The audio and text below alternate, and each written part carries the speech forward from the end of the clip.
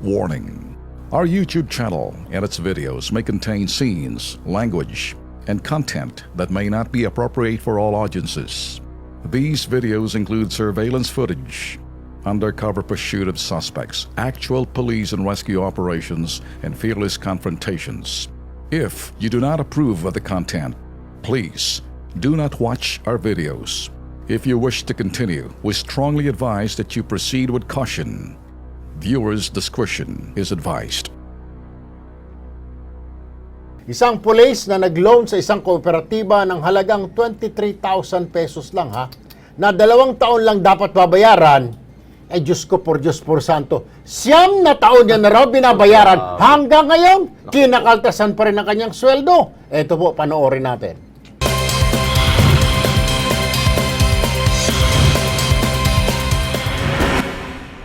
Maniniwala ba kayo na ang loan payment na may git 20,000 pesos kayang lumobo ng halagang 200,000 pesos? Ito mabigat na pasanin ni PO1 Amil Adulsali nang lumapit sa Kilos Pronto. Paano ba naman ang niloan niyang pera sa kooperatiba ng pulis at sundalo o Kopuso 50 beses ang tinubo sa kanya? February 2008 na mag-apply ng loan si PO1 Amil sa nasabing kooperatiba. Buwan ng Agosto nang simulan siyang kaltasan sa sweldo o mas salary deduction mula 800 pesos hanggang 2,500 pesos. Ang buong pag-aakala ni PO1 Amil, mababayaran na niya ang utang sa loob lamang ng 2 taon. Ang kaso, laking gulat niya nang mula 2011 hanggang ngayong 2017, kinakaltasan pa rin siya ng Kopuso. Sinubukan niyang lumapit sa tanggapan ng Kopuso pero hindi naman daw siya hinaharap ng accounting department. Kaya naman, humihingi ng saklolo ngayon ang mamang pulis sa hindi matapos-tapos na utang sa Kopuso. Kasama natin ngayong hapon po si PO1 Amil Abdulsali. Alright, magandang hapon sa iyo, PO1. Ano? Ganda nga po. Una sa lahat, kami nagpapasalamat na ikay pumunta rito. So, ibig sabihin nagtitiwala ka sa aming programa. Nevertheless, ang tanong ko sa iyo, bakit 9 na taong ka nang kinakaltasan ng Co-op Police? Ano ba ang usapan ninyo pala muna? Kailan ka, ito, kailan ka nag-loan? 2008, sir. 2008. Anong usapan ninyo? Ilang taon mong babayaran ito? Siyempre, sasabihan ka niya. 24 months, sir. So, ibig sabihin, 2008, 2010. 2 years. Dapat 2010, bayad ka na. Ha? Oh, sir. 2017 na ngayon, paring Alex. nga eh. Mukhang sobra-sobra na. May kumikita na rin. Sobra-sobra na binayad mo. Anong sabi ng, siyempre, kinausap mo sila, tinawagan mo ba itong co-op police na ito? Pumunta ako, sir, nung last 2016 February. Kinausap ko, sir, hindi ako in-entertain. Ano sabi? Mag-ano lang muna ng ledger. Tapos yung passes ko, sir, galing Jinsan, 15 days lang. Ang ledger, 1 month. Tapos, di nila ako entertain. Kaya napilitan na ako umano dito sa inyo, sir. Alright, sandali lang po, sir. Actually, may dalawang options tayo. Meron po pwede tayong kausapin natin yung PNP Finance para kagad na i-stop nila yan. Dahil kahit wala akong record niyan, common sense, sentido common, sasabihin ko, sobra-sobra na ibinayad mo dyan. Yeah. Unless kung kinakaltas sa'yo, piso kada sweldo. Hindi ka pa bayad. Pero, Laki nun pa magkano rin, kinakaltas sa kanya? 2,527. Every sweldo niya. Every sweldo? Sobra Panginoon ko. Nasa linya po ng aming telepono si Augusto Valles, ang Supervising Cooperative Development Specialist ng Cooperative Development Authority o CDA. Magandang hapon po, Sir Valles. Magandang hapon po, sir.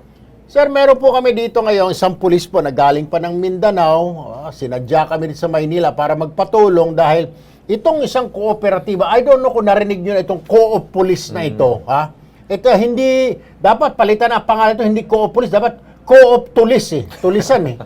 Akalain mo sir, nag-withdraw yung kawawang pulis na PO1 ng magkano winidraw niya para 23,000 lang. 23,000 noong 2008. 2017 na sir, nagbabayad pa siya at ang bayad niya monthly paring Alex is magkano? 2527. 2527 kada buwan sir. For the past almost 9 sir? years 9 na. years na, Sir Valles. Regarding po sa complaints na yan, ito po yung ata yung kooperatiba ng pulis at sundalo. Yun. Right, oo. opo. Tony Oh. Serrano. Co-op police po, hindi co-op tulis. Oh, sorry po. Sir, yung kooperatiba na to, nung early 2014 and 15, may mga complaints similar kay Sir Amil Abdul Sali. Tama, sir. Abdul Sali. Opo. May Siya nga. similar complaints na umuutang lang ng 33,000 na dapat payable in 24 months. Yun. Nagdrag on for 5-6 years na Tama. 500,000 ang bayarin nila. Oh. Ngayon, nag-conduct ng examination sir ang CDA doon sa kooperatiba dahil nasa complaint ng previous na complainants.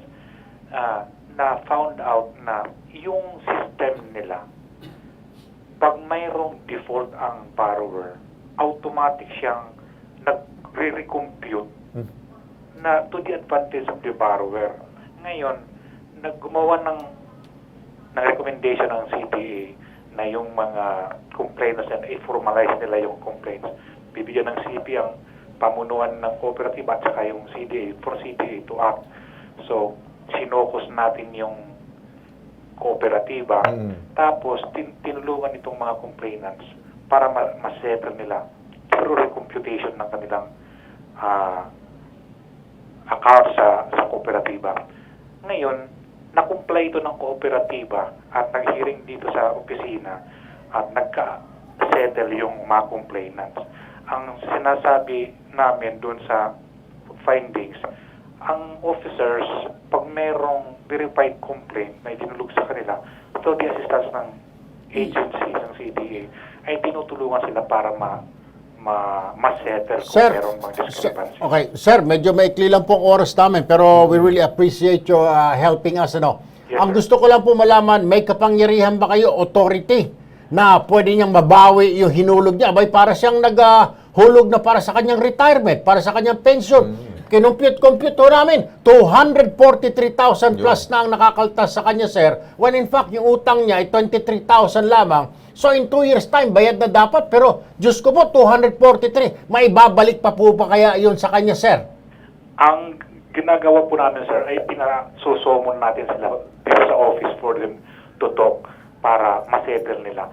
Pero yung CDA mismo, ang mag-retrieve ng pera, wala pa ako kaming experience na gano'n. Alright. Pero tinutulungan namin sila. What about the PNP Financer?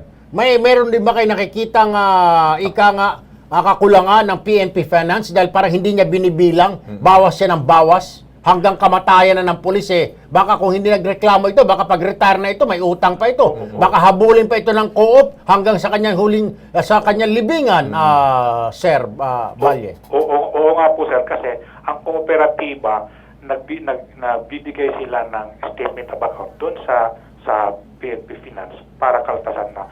Ang problema ay dumedepende lang ang PNP Finance doon sa kooperatiba. Dapat ang kooperatiba ang i-concussion. Pero pwede ba itong si PO1 pumunta sa Pinas, sabi niya, sir, stop payment na, nakakasobra-sobra na. Kaya bang gawin ng PNP Finance yun? Itigil niya na dahil 9 years na? Sir, ang magandang recommendation, sir, for Sir Amil Abdul na gumawa siya ng formal complaint letter, cut furnace yung officers ng police, kooperatiba ng police sundalo at saka yung CDA para maka-act kami. Automatically. Pero binanggit nyo, Ginoong Valles, kanina, na 2015, nakarating na pala ni sa inyo, itong problemang ito. Oo. Bakit hanggang ngayon wala pong action, sir? Na-actionan nga po, sir, yung mga previous complaints na settle po. Oo. Kasi napag-usapan doon sa mga... Pero ginawa na naman, sir, ito Kaya nga, naulit So parang you just slap their hands, pero parang sinasabi, tuloy ang inyong pagninegosyo. Dapat ho ito, aside doon sa pinagbayad nyo, dapat meron na ho ito mga reprimand, warning na ipasara na mga ganitong klaseng. Malinaw pa sa sikat ng araw na panunulis ang tawag ito para mga tulisan ito mga hayop na ito, sir. Ipapalap natin po yan, sir, kasi may mga conditionalities na pag hindi nasunod. Bibigyan sila ng O kaukulan. anyway, sir, ha? Since kayo ang in charge dyan, kayo sa Cooperative Development Authority, kayo po ang in charge yan na magpupulis sa mga yan, ha? Na hindi kawawa, dehado ang mga nangungutang sa kanila. Yes, sir. Okay, sir? Yes, sir. Sige po, maraming salamat. Asahan ko po yan, sir, na iimbestigahan nyo ito. Kasi kung kailangan ipasara, ipasara. Ano po? Tama. Yes. Sige po. Sana makabot sa amin po yung formal complaint, sir. Sige po, Yeah. papapuntahin ako namin diyan agad sa Lunes. Samantala, Yes. mga kapatid, paring Alex, nasa linya ng telepono si General Leonardo Carlos. Ito, kaibigan natin, ang tagapagsalita ng PNP. Magandang hapon po, General Carlos, sir. Yes, Sir Erwin. Magandang hapon Yeah. mula po kay Chief Deputy Police Director General Ronald De La Rosa. Magandang hapon sa inyong lahat. Ay, lalapit po talaga namin ito kay PNP Chief, sir. Itong reklamo ng isang pulis natin, ha? Taga Mindanao pa ito. Jensan. Taga Jensan pa. At sumadya rito, sir, para mapatigil na itong pagkakaltas ng finance dahil sinasabi raw ng kooperatiba na co-op police, may utang pa siya. 23,000 lang yung kanyang inutang, sir, ng 2008. Hanggang ngayon ay nagbabayad pa siya ng 2,000 plus a 500. month. Kung susumahin, sir, ang naibigay niya na sa co-op niya, 243,000 na, General Carlos. Kaya kami siguro lalapit na para at matulungan nyo rin po siya ito ngayon at masabihan yung finance na pakitignan or stop payment na siguro dito sa co-op, sir. Sobra-sobra na ito, General. Well, mukhang malaki nga po yung naibayad, ano? Sa kanyang inutang. Mm. I think the best is kung maaari po siyang dalhin niya kung ano yung mga dokumento na napirmahan niya o yung authority na ibinigay niya, natin sa finance service. Opo, Kasi opo. kung yan ay salary deduction, Oo. maaari po natin kaagad na matulungan yung automatic salary deduction. I will refer him directly Yun. to the finance service. Ay, nako. kawawa Sobrang kasi. daming salamat, sir. Alam mo, medyo, itong pulis natin ito, pulis probinsya o ito. Medyo hindi kabisado yung pasikot-sikot dito sa Maynila. But nevertheless, sir, sige po, sir, ganun na lang siguro sa Lunes. Dadaan po kami sa inyong tanggapan para mabigyan nyo ng note ng finance service. Matulungan po itong batang pulis natin, sir. Sige po, importante po yung kanyang mga pinirmahang papeles dahil sa tingin natin, tignan mo, masyadong malaki yung kanyang ibinayad Oo, sa opo, talagang sobra na. Sobra. ilong niya. Nako. Alam mo, sir, pwede niya na itayo ng bahay yun, 243,000 Bili ng ibang doon sa bagay. Jensan. Yung ibinayad niya, sa account. Pero pwede ba yan, sir, ma-reimburse sa kanya? Mabawi. Would you happen to know kung may mga cases na ganito na sobrang binayad ng pulis ninyo, nababawi nila na i-reimburse sa kanila? Yeah. Retroactive. Retroactive. Maaari po yan, pagka ma-review po yung naibayad, kailangan mo yung mga dokumento na pinirmahan niya. Meron Yung mga ating pagbabasihan Ayun. pati payslip nandito hawak, sir. Lumaki pa yung kanyang binabayad. Yeah. Ay, ang concern lang po niya, sir, mapatigil na kaagad ito kasi yung anak niya, kaya raw po siya nag-loan, sir, bata pa yung anak niya, nagkasakit. Ngayon, nasa high school na ho yata. Mas lalo magkakasakit. Mas kailangan niya ng pantuition. But anyway, sir, salamat po, General Carlos, sir. Wala pa man. Sasamahan po namin siya sa Lunes sa inyong tanggapan. Sige po, expect namin sa Lunes na samahan sa... Thank you. Thank you po. Thank you po, General Carlos, at thank you po kay General Bato de la Rosa, sir. Oo. O yun. PO1. Relax lang, ha? Kakon, ibabalik yung 243. Ito yung sabihin natin kay PO1. Huwag ka mawala ng ng gana sa gobyerno natin, ha? sir. Patuloy pa rin ang serbisyo. Hindi naman kasalanan ng gobyerno. Kasalanan ng co-op Yun police. na nga, pero I mean, pag nawala ng gana ang pulis dahil sa tawag nito yung pagkakalta sa kanya, Hindi di ba? rin kasi nawala. Nawawalan moral niya. Dito Kung kayo, ano sir, lang niya, isipin mo nila na parang nag-impo ka sa bangko. Ayun. O marirecover mo 200,000 Sana plus. may babalik sa'yo. May babalik yan. Mababalik yan. Pag hindi Sir, pwede, talagang kaya lang pulisan lakas sila. po ako kasi dito kayo, sir. Sige. Bueno. Okay. May resulta yan. Meron yan, meron.